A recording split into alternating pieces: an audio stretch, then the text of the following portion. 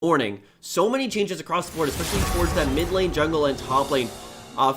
Tooling around a lot of champions, especially Ahri in the mid lane as well. One thing also to note is LeBlanc is currently disabled on the live server because of some bugs with the new patch, so curious to see how that mid lane pool really starts shaking up, especially with nerfs to the top tier of Taliyah and Ryze. Yeah, that's the thing with Collegiate. You have to adapt immediately. There's no time. I think the patch was dropped. I think you said 23 hours earlier. So just the patch notes. So they've only had 23 hours to read the patch notes. The patch itself dropped in the early hours of the morning. Yeah, they've had almost no time to adapt to this, and that's one of the exciting things about Collegiate. Some would think that's actually one of the disadvantages of them if they don't have that weak buffer that the pros have. But at the same time, that makes it that much more exciting because again, they have to adapt. As we see picks and bans coming out right now, SFU on the blue side, that's going to be University of Ottawa on the red side. Jax and Zoe banned out by SFU. Zach going to be banned out by Ottawa. Going to go with that standard jungle meta pick there. Yeah, already you're seeing a lot of movement around the jungle. The Jax tank jungle pick starting to come back a little bit with Conqueror even towards the damage side. And the Zac have still left open the core trio of junglers in the Skarner, the Trundle, and the Olaf. None of those three champions received any really noticeable nerfs, although some of the other junglers in the meta, Vi potentially coming on back with a lot of early game changes to all of her cooldowns. And even Graves, who they keep trying to push as a viable jungler, I'm not quite sure one's ready to bite yet. Yeah, we're going to see if Harry Sixpack or Frozen Knight are ready to bite on that one. But, I mean, the junglers are still pretty standard from what we saw last week, from what I can tell. Yeah, they did buff Vi. We might see a Vi. That would be exciting. We'd get those big initiation junglers. But, you know, Trundle is still strong. Zach obviously still strong, going to be banned out. Irelia also banned out by Ottawa. They don't want Goldjet to take out Irelia there. Goldjet, he has been kind of the core for SFU. He's that tanky top laner that will stand in the front line, protect everybody, absorb so much damage, knows exactly when he can get in, get out. I'm kind of surprised that we see an Irelia ban out, but it might be something he's been practicing, and they just don't want to deal with it over on the side of Ottawa. Exactly. Irelia is so good at shutting down so many of these mid-game team fighting ADCs, especially something like the Caitlyn. If you have any sort of engage backing up the Irelia, you can make it impossible to play a kiting back fight composition just because her ultimate means that when you move through it, if you're an ADC, you don't get to auto attack for 1.5 seconds. That is absolutely detrimental and can be a killing blow for a lot of these team fights. But already Caitlyn getting picked up first, very wise from Ottawa to pick away the Morgana, is that Caitlyn Morgana lane is still basically the strongest thing in the meta right now. Yeah, then especially with, there's actually Trundle locked in as well. So yeah, Caitlyn Morgana, you want to take that away, at least break it up a little bit. Olaf, another jungler that's actually still in the meta, still very good. Just didn't get hit with these patch notes, so going to be in your face. Morgana, Dark Binding, not going to be able to work on that one. Trundle, Ice Pillar, Ragnarok right through that as well. Karma also showing up pretty big in the mid lane as well. Could possibly go into the support role, but bigger in the mid lane lately. Certainly, but already looking at the bottom lane, when Morgana is taken away, if you still want to win out that bottom lane, the Karma is almost always a must-have, because she's really the only champion that can go toe-to-toe with someone like Caitlyn, and now having them being that combined force on the bot side most likely will not only give them a really strong push in that bottom lane, especially for Frozen Knight to start playing around, but it also gives pretty good team fight just with the Karma getting their Sensor scaling up to the mid game, as already the Simon Fraser team is saying that they want to play this mid-game team fight because Olaf is not going to hold up in the late game, and Caitlyn definitely relies very heavily on her one item spike and then hits that power trough. So still there's a good point in the early game, but the mid lane currently is yet to be seen, and a lot of roaming options are still available. We see Orianna picked out. Going to be reducing some of that mid lane potential pick here coming out. Ottawa banning out Orianna. Don't want to combine that with a combo of some sort that Simon Fraser could pick up. Olaf locked in, and then Ashe locked in is kind of a red flag for me, as Ashe doesn't really have any sort of escape. Would think that Olaf might have a pretty easy time taking out an Ashe there. I thought that was kind of interesting. I want to see that the Ashe certainly not only gives potential for engages. Now you have 3 members of University of Ottawa out of 3 picked up already with some sort of hard engage built into their kit. While also having Ashe with the pushing ability, you have the poke just with your W, especially with something like Morgana. It does set up for some very aggressive bottom side fights, especially if Trundle gets involved. Or even, we've seen the crazy playmaking where Ashe backs, throws arrows down the middle lane. The biggest part of this pick is that it just opens up options for University of Ottawa. Yeah, as they get their last ban, that is going to be directed toward Gold Jet. That is going to be the Camille band away. So take it away to the aggressive top laners, a few of the aggressive top laners for Gold Jet.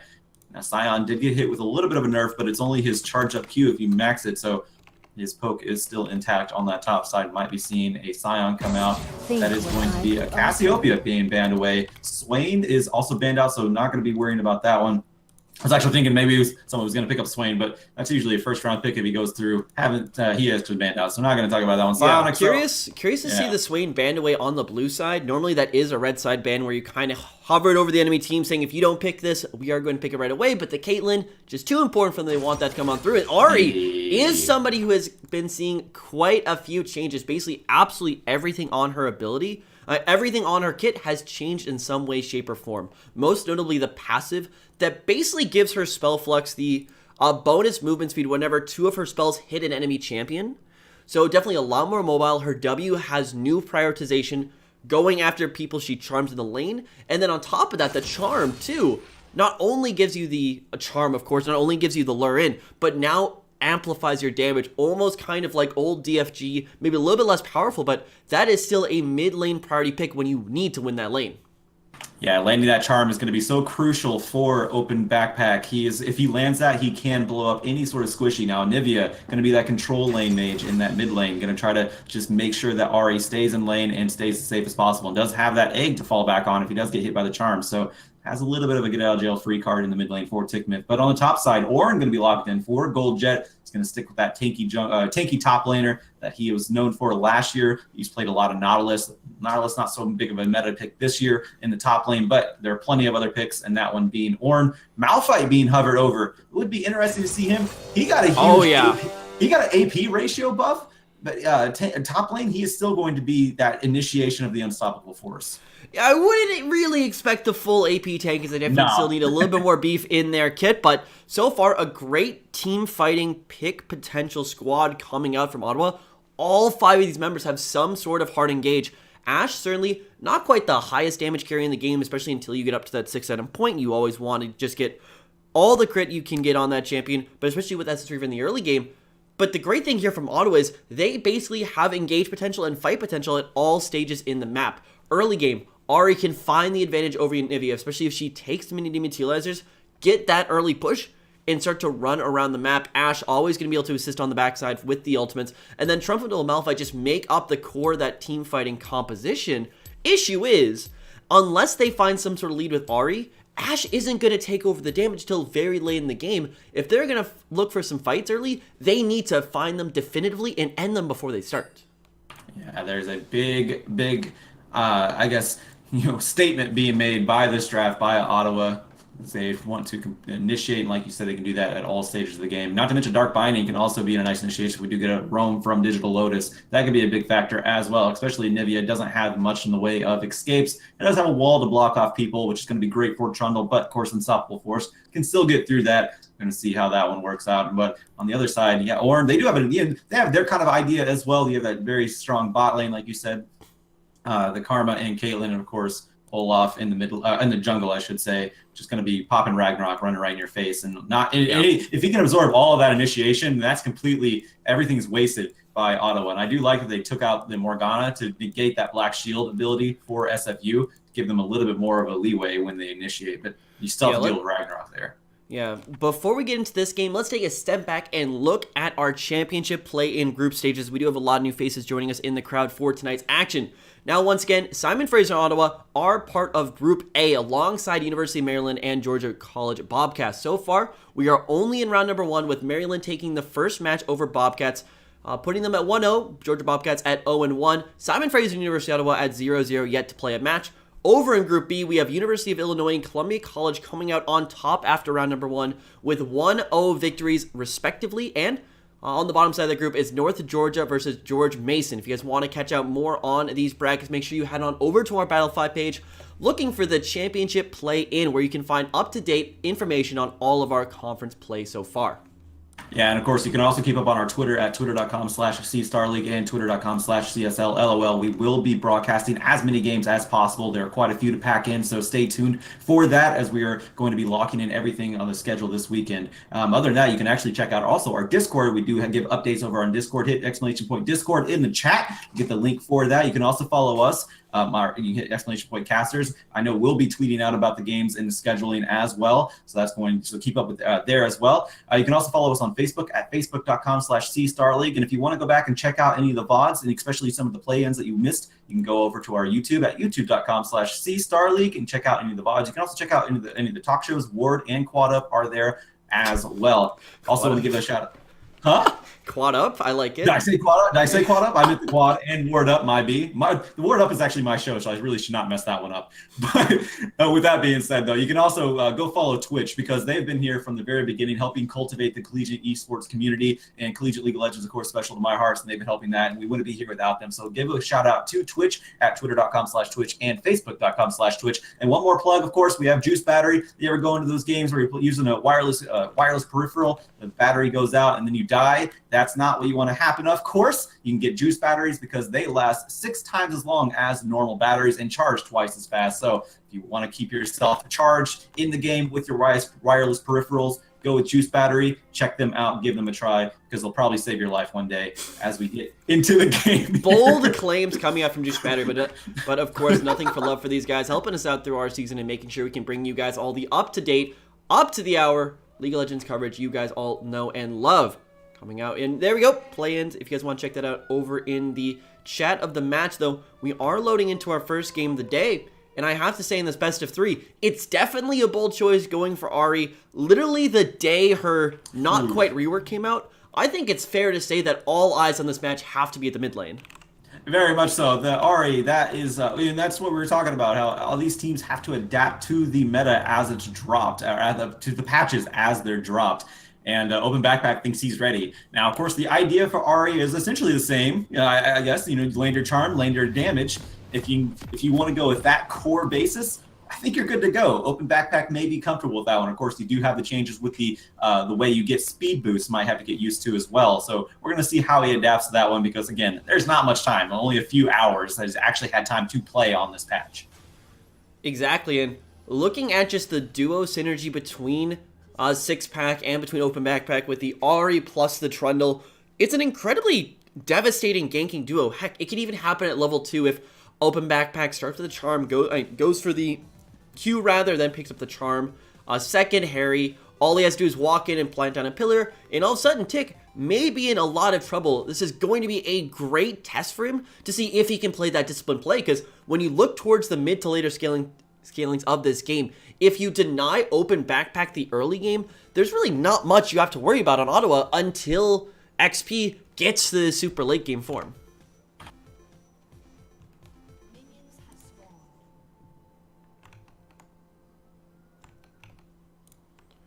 We seem to have lost Fekes' audio.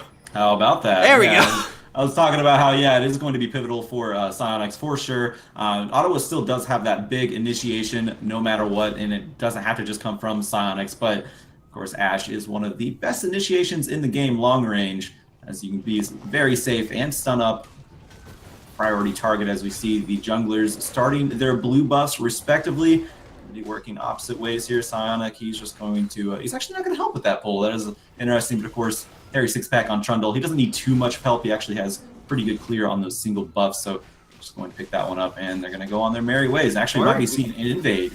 Yeah, already a very aggressive move. It's not going to be caught out by any single ward, so if Frozen Knight tries to come down to this bottom side, he will find himself at quite a disadvantage, and this could help out the early game of University of Ottawa so much, because now Frozen Knight's basically in a situation where, if he's one buff down, he either has to go for a gank and pray it works out to catch up, or he just has to sit back and farm up for that little 6. But Harry Six-Pack is going to be able to walk away, I believe, with the buff, just to double check on that one. Yes, he giving us the thumbs up. He does, in fact, walk away with the buff steal itself.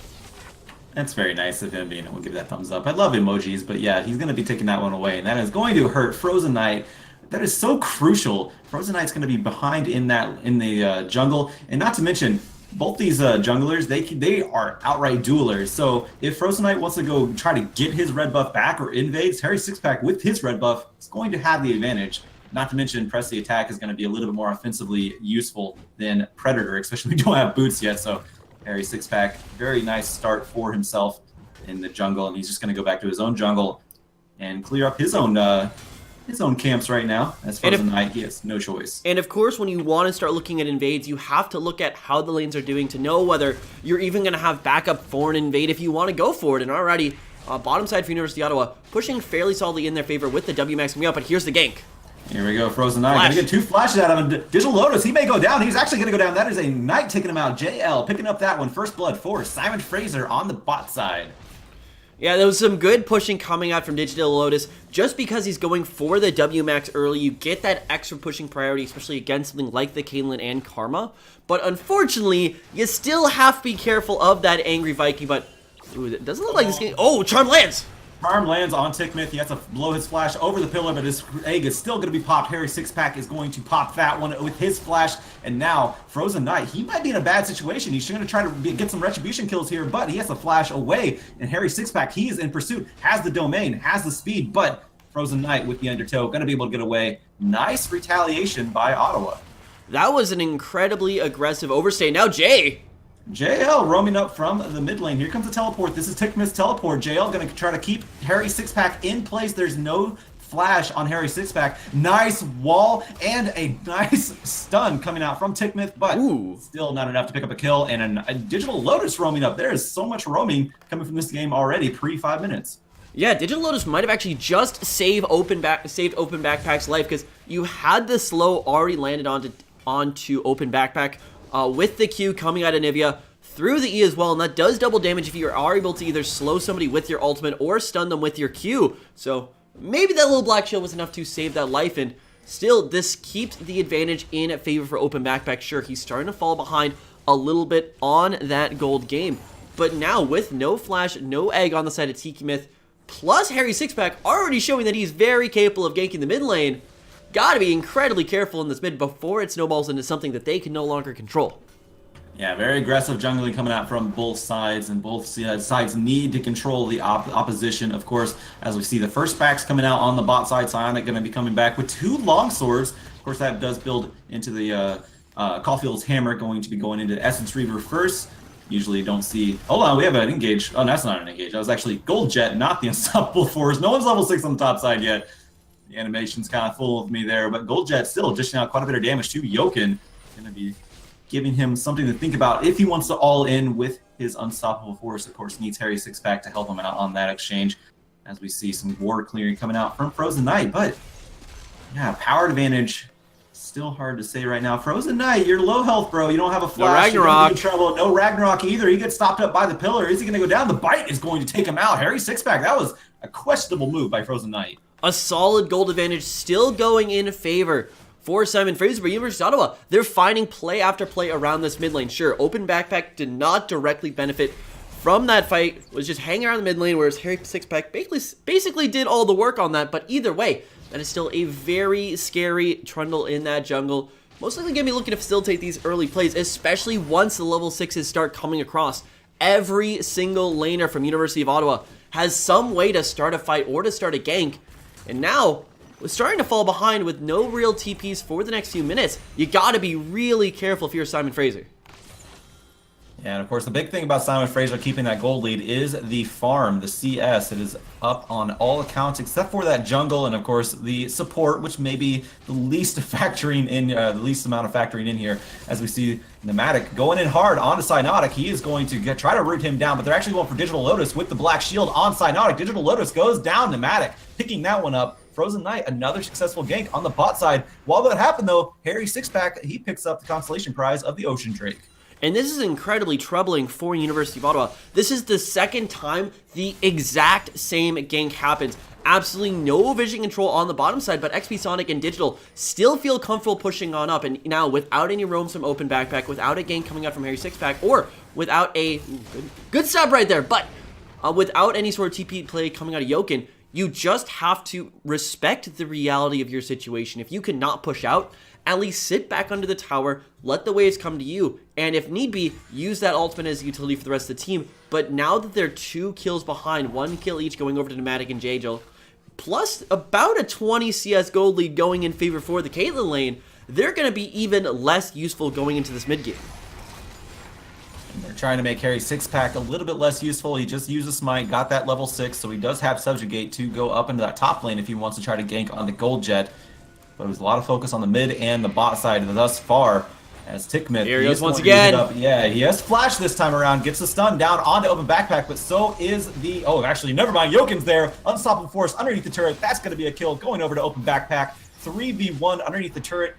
Tickmith stood no chance, but again, take 3. Bot side. Yeah, take 3 for sure. Digital Lotus, he is going to be locked down. Flashes over the wall, ace in the hole. Is it going to be enough? It is. Pneumatic picking up that kill. Had a BF sword and a pickaxe behind that ace in the hole. All right, it was troubling the second time it happens. The third time in a row, the exact same gank works once again for Simon Fraser is incredibly troubling. Not only that, but they knew from XP Cyanotic and from Digital Lotus that they were making a 3-man play in the middle lane. That means you have absolutely no backup coming. You still don't have control of the enemy Tribush. You have to play safer than this. And this is just something that's given gold lead after gold lead to Pneumatic, where if those 3 ganks don't work, or even if the first game works but the next 2 don't in favor for Simon Fraser, you don't have an even game. You have a game that University of Ottawa is already starting to run away with, but now they are 1.5k still in the hole, despite their mid lane just repeatedly finding kill after kill onto Tickmith.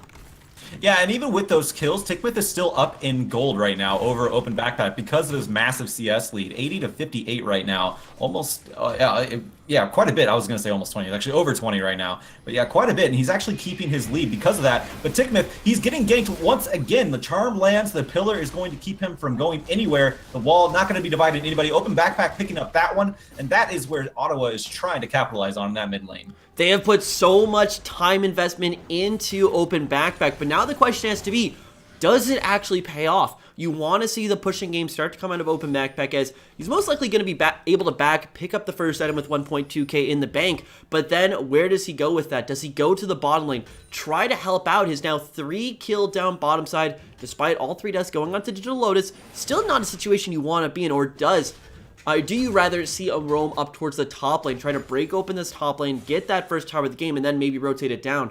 Either way, they need to find some way to capitalize on all this investment in the early game mid lane carry. And that's what we were talking about earlier. It's going to be on Cyanotic and open backpack to really get that going, or get the snowball going. But as we see Harry Sixpack, here comes a teleport. Yeah, teleport coming out by Golden Jet, I should say. Jokin actually canceled his. So Ottawa, they have an idea that they just want to disengage from this and let Jokin push the top side, but that's the teleport down for both sides. So far, this is an extremely strong Caitlyn, but still no first item. But with the man advantage, they might just get the first tower with absolutely nothing taken back in response. And this is a rotational misplay from Ottawa, who are going to lose this for straight up nothing. Yeah, Jokin on the Malphite. Malphites don't push that hard onto a turret, so that is a first turret going over to Simon Fraser University. Curious play by Ottawa, or curious response, I should say.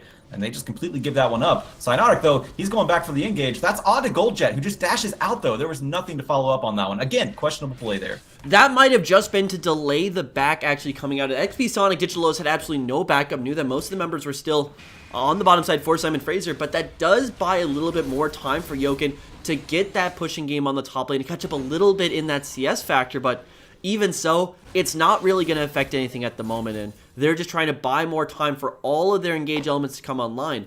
This is now a game where either A, open backpack for Ottawa has to basically single-handedly carry the game with great engages all around, but here's the engage on top side.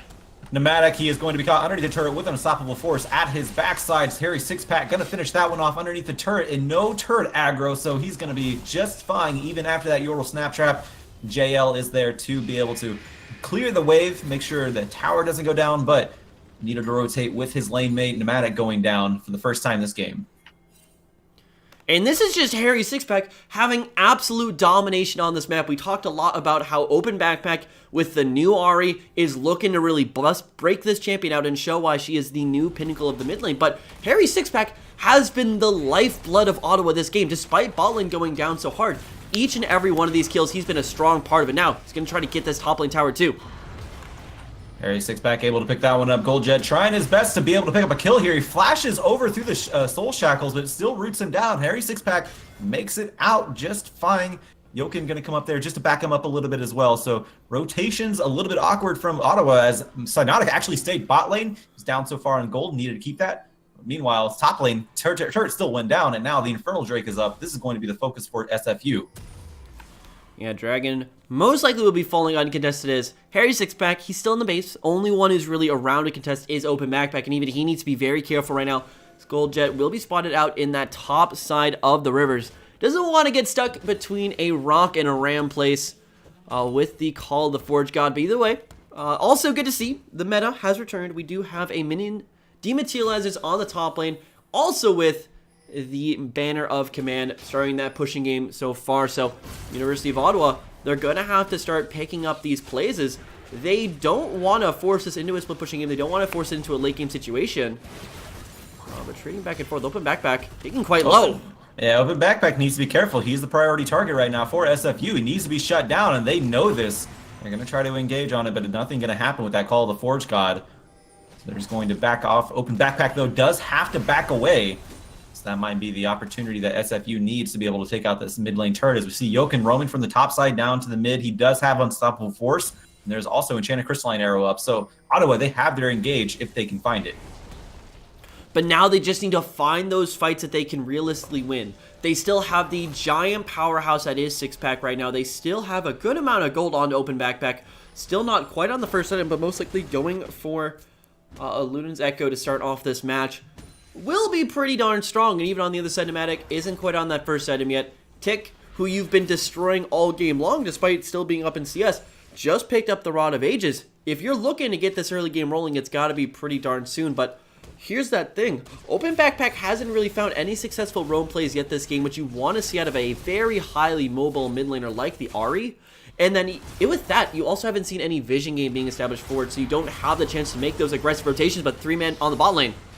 And Digital Lotus going to be leaping himself in, flashing. There's a kill going over Harry Sixpack. Goldjet does fall, but it's returned at the form of Digital Lotus. And now Tickmith on the backside, even underneath the turret with his egg, he is still being destroyed. That was Unstoppable Force taking out Tickmith underneath that turret. And that is going to be a turret going over to Ottawa. They're going to try to answer it back for SFU on the top side, but that is a big wave on the bot side for Ottawa. But Ottawa is not going to let off just yet. It's only Frozen Knight down here to defend again. This is a great rotation from Ottawa as they're looking to pull off the second tower and maybe even more. Yeah, they don't have the Banner of Command. This is a base race. It's a base race, and Ottawa has a huge amount of minions right now. Not near as many on the top side as we see another turret going down on the bot side, sorry about that, for Ottawa. They are going to be able to take out that inner bot lane turret. 3 turrets to 2 right now, and with the rotation from Digital Lotus on the top side, that means SFU lose out on this base race. We're still starting to settle down after that play as Ottawa does in fact come out 1 tower ahead, and now they are sitting on that 600 gold lead, but even so, right now, Fraser is still going to be able to answer back potentially with this Rift Herald is still there is no smite in the area. Harry Sixpack all the way back in base. Yeah, it looks like this is going to go over to SFU, and this is going to be their answer for the turret disadvantage right now, as that is picked up by Frozen Knight. Now it looks like there is going to be try to be some collapse by SFU as the teleport comes out. Call of the Forge God, Digital Lotus gets taken down. Frozen Knight picking up back kill. Jokin on the backside with Open Backpack. He gets rooted down. Jokin in trouble. Is he going to be able to flash? Cannot make it to the wall. Tickmith finally gets on the board without deaths here. You get 1-4-1 now. Gets both a kill and an assist. So Tickmith keep him down. He's going to try to come back up, and they immediately pop the Rift Herald. They're going to go for this mid lane turret. Despite the early advantages for Ottawa, especially in this middle lane, they're like a car that's only built to go one way. They can only really engage with basically 5 different forms of engage on their team. The Ashe ulti, the Unstoppable from the just charge in from the Malphite in the top lane. Every single member on this team has some sort of engage, but they don't do well in the kite back team fight, and that's the issue here. They're not taking the initiative on a lot of these plays, and now it's allowing the scaling to start to come through for Nomadic. Most likely will be finishing off that first crate item here on this back. Does get the static shiv, and He is going to be hitting a little bit of a low, a little bit of a trough in the power for Caitlyn that we've all known so well. But coming out of that, he's going to get to the 3 items pretty quickly. Teak, despite being put down quite efficiently in the early game, isn't feeling that bad for it. Gold-wise, he's only down 200, and top lane plus jungle, Frozen plus Goldjet are still very comfortable off in their fighting. Yeah, Tickmith is on the Anivia, is still going to be able to zone out, create those no-pass zones. Speaking of no-pass zone, Pneumatic needs to be careful as he's run right into the pillar. Gonna spot out a ward there, but not be able to take it out as Drake is going to be up in a minute and 20 seconds. There was a flash coming up and a kill on a Pneumatic. Flash charm by Open Backpack picks up that kill. Off the screen, by the way, it happened that quickly. And now Ottawa, they're looking for more. JL, he has to flash underneath the turret. Harry Sixpack gonna have to flash away as well. Jokin now in with an unstoppable force. Health bars are very low for SFU, and this is great for Ottawa. Exactly, in Ottawa, they finally find that chink in the armor. They have so much in terms of pick potential. All they needed was a little bit of jungle control and a little bit of vision game, and right when that is established, boom, they make it work.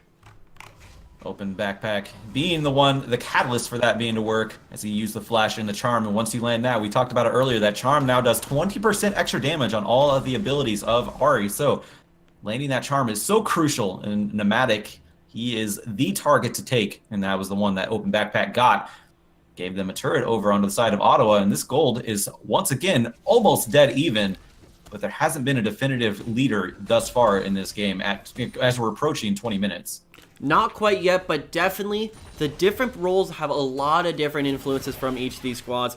Definitely, the Ottawa squad is so well focused around Open Backpack and around Harry Sixpack as the two core carries. If these two guys are in on a pick play, it's basically going to work every single time. But if they're not part of the initial engage, things are going to look a lot differently. But over on the side for Simon Fraser, still good scaling coming out of Pneumatic. He's had a great early game so far, despite those 2 deaths in some of these pick plays. You still have a great engage from the Ornn in the top lane, and Teak is going to eventually become the disengage god with the wall, the ultimate to put people back, but here could be another pick play. That goes wide. Yeah, that was wide, but that's what they wanted. But still, Pneumatic goes down immediately. That's where the pick is coming out. JL, though, does pick up Jokin, but that's still, he uses unstoppable force, and that's not who you really want to pick up in this team fight, as Open Backpack and Cynotic, they are completely left alone. Harry Sixpack and Jokin took up the majority of that damage, and while the Drake did go over to SFU, they lose 2 of their key members. Nice engage from Ottawa. Tickmith just loses his mind at the back end of that fight,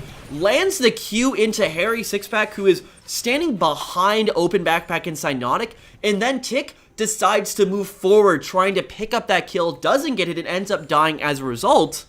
Very sloppy play on the back end of that fight from the Simon Fraser mid lane, but either way, Simon Fraser still did a good job of disengaging that initial fight. They didn't get hit with the Cynotic's ultimate, but they still do need to do a little bit of a better job of keeping Pneumatic alive on those sides of the fight, because they did a great job also keeping Cynotic off that fight as well with the Call of the Forge God. But now if they can just take that one step greater, there might not be much left in the tank for University of Ottawa.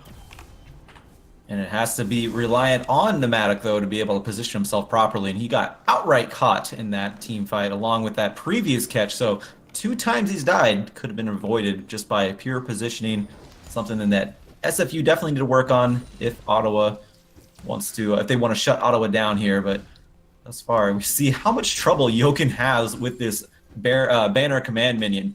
Doesn't take any damage from AP ability power, so he has to completely auto attack this thing down to death.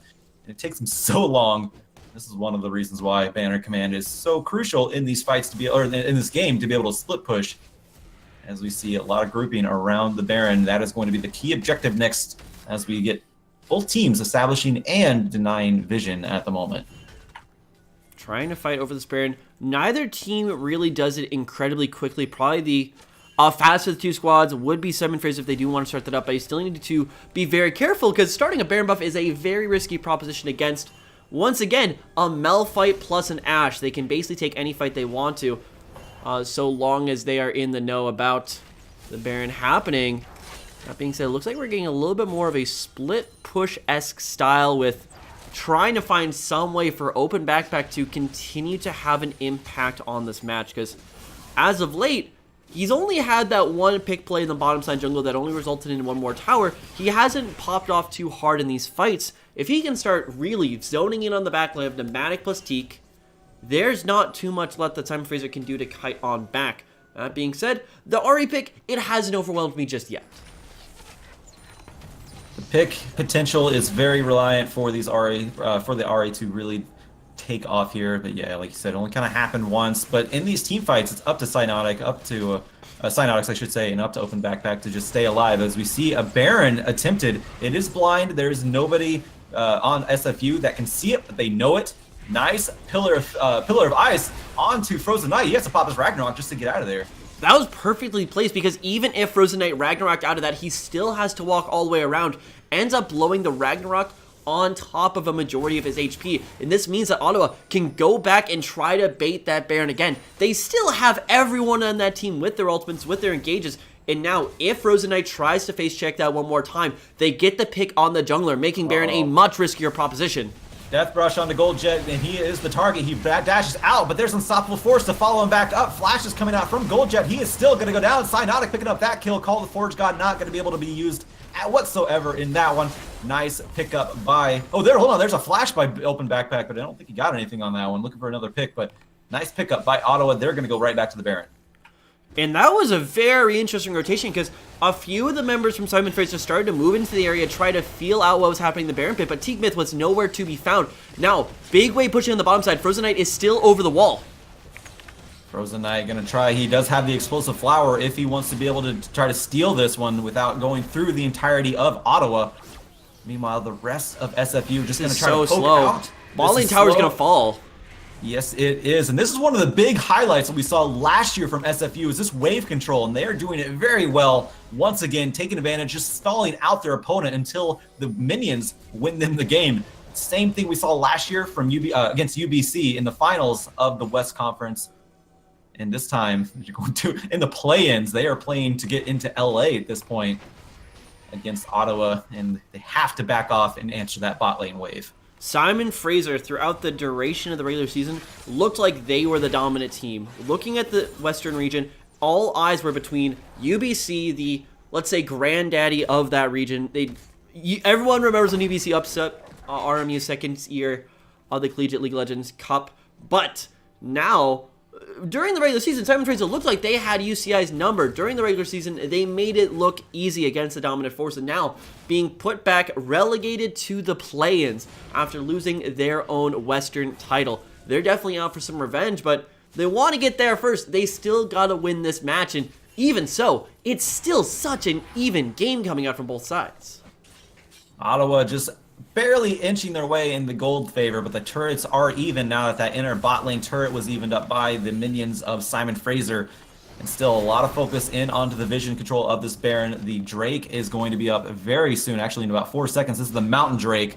And with how important objectives are, that is so pivotal to have. And it looks like Ottawa, they're going to prioritize that group around there. They have a control ward inside the pit.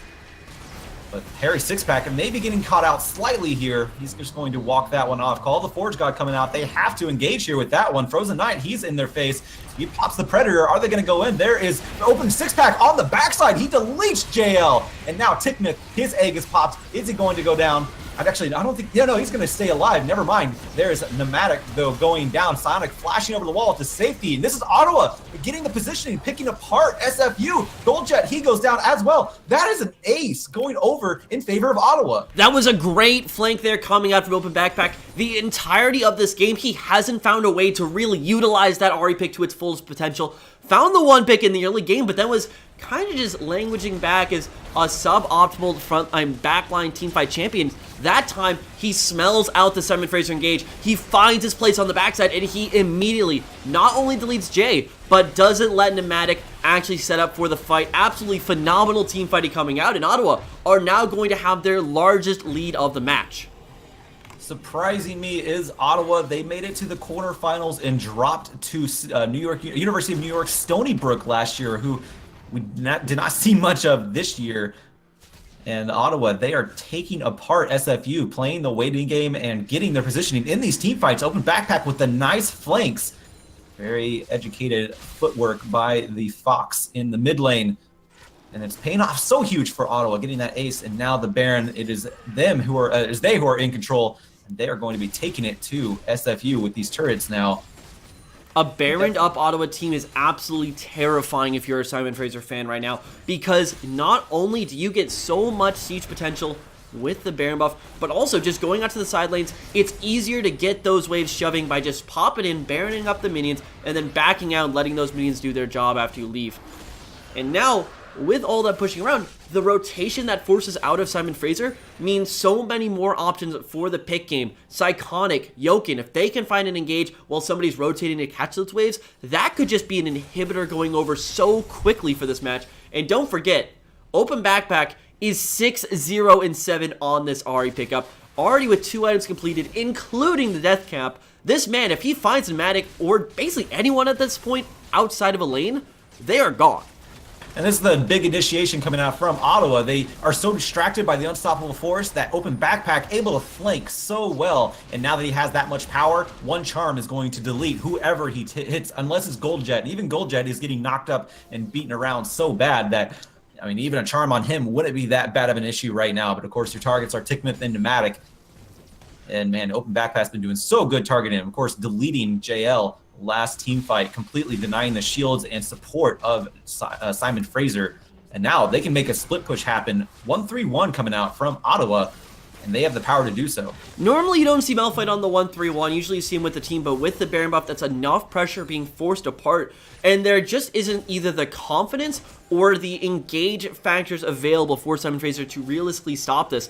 They do have something, they have the Call of the Forge God, but they need to make something happen right here, right now, if they want to save these inhibitor towers. But right now, Gold Jet, he's still in the top lane. Yeah, Gold Jet's on the top lane, and that means that this is going to be a big engage from Ottawa. Tickmith, he's going to go down first, and that is going to be Yoken picking that one up. It doesn't even matter. It's consequential who picks up who, because Ottawa picking apart Simon Fraser. JL barely left alive. Flashes have to be used. The boost of the shield from the Karma has to be used just to get into the base of SFU. Bot lane inhibitor being taken by Ottawa. Now they're going to rotate to the mid lane, push these minions, and do it all again. First inhibitor down is so crucial for Ottawa. This is what they needed off that Baron buff for so long, because if Ottawa was not able to get that bot lane inhibitor, they wouldn't really have the pressure to force the people apart and engage these pick-style plays. But now, it's all on Simon Fraser to find a way to deal with this much pressure, and there aren't that many options. No, there are not. SFU. They've used their respective ults to engage as well. They're going to try to pick up something here, going onto Yoken, pick up that kill. That might be the only thing they get, because Ottawa turning it back around. Here's the power of Backpack. He's able to take out both Pneumatic. Actually, he's been able to take out Pneumatic, do so much damage to Frozen Knight. 3 members down for SFU, 8-20 right now in favor of Ottawa, and they are picking apart the base of SFU as they take out the mid lane inhibitor and the inhibitor turret. Well, you have to take out the inhibitor turret to get to the inhibitor. If they take that one down, and now Open Backpack going to push out that top wave and just pick up and spin their spoils and go right back at it against SFU. And just like that, the Ahri opens up the backpack, puts the entirety of Ottawa in there, and just starts running with it. But even so, great performance coming out from every single member of this match. Certainly a very noticeable early game deficit, especially coming out of Digital Lotus in that bottom side of the map. Most of those 5 deaths were just the core results of 3 repeated ganks coming out of Frozen Knight. And something you have to keep in mind is this is still a best of 3 series. Sure, University of Ottawa are already looking incredibly convincing in match number 1 here, but you have time to make those adaptations, and I would not be shocked to see a change of focus, a change of priority for Simon Fraser, starting to move to that bottom lane, see if they can really exploit some of these weaknesses that Ottawa, while looking very strong, still have glaring over their shoulder. It's so hard, so difficult though, as we see Open Backpack still doing well. There's the Call of the Forge God. This could be the last attempt. It's going to be completely denied though by the Black Shield. Ragnarok pop defensively. SFU, this is spelling disaster. I like how Frozen Knight there takes the stunner step backwards to avoid the Morgana binding while he still has the Ragnarok on. Not quite necessary, showing off just a little bit though. Yeah, just you always want to keep the habits in form there. You're not going to be playing Olaf forever, so have to dodge sometime. As with that being said though, the amount of damage that put onto SFU is incredible right now as Frozen Knight just gets deleted. Anybody that Open Backpack and Psionics gets onto, they are getting absolutely destroyed. As we see SFU on the back foot in their own base. Yeah, they're trying to kite back, but Gold Jet, he goes down. And there is the charm landed on the Matic. He has the Quicksilver Sash to cleanse out of it now, but still so much damage coming down. Tickmith does get Digital Lotus. That's the second kill of the game, by the way, at 32 minutes. That is not how you want your mid lane Anivia at this point in the game. Harry Sixpack, he gets stunned down, but the Nexus turrets are falling. Ottawa, they're going to go into game number 2, 1 up and 1 step closer to winning this best of 3. And those were two teams with two very different game plans. Simon Fraser camped the hell out of that bottom lane. Digital Lotus didn't get to play League until about the 30-minute mark, or maybe the 20-minute mark rather, but they were completely shut down. But on the other side, Sixpack, Backpack, and even Jokin, when he came on down, just made Tickmith's mid lane a living nightmare. There needs to be some big adaptations, especially to this Ahri pick, plus even Harry Sixpack on the Trundle, so dominant coming on out. And this game now goes to the coaching staff. What are they going to show us going into game number 2 here if they want to keep their playoff hopes alive? Yeah, adaptation is the key, and that is the biggest point in the pick and ban phase. Of course, we're going to see some pretty huge adaptations coming out from SFU, and I want to talk a little bit about Ottawa mid lane.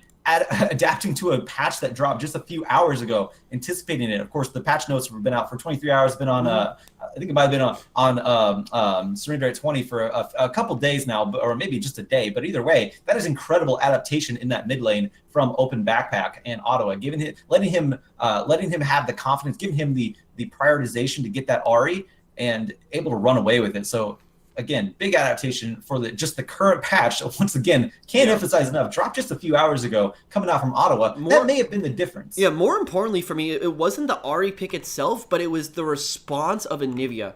Ottawa picked that Ahri blind, and it was responded to with Anivia.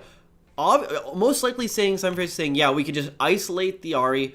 The Anivia is going to be able to push out the lane, stay safe for majority of the game, and it's just not going to matter.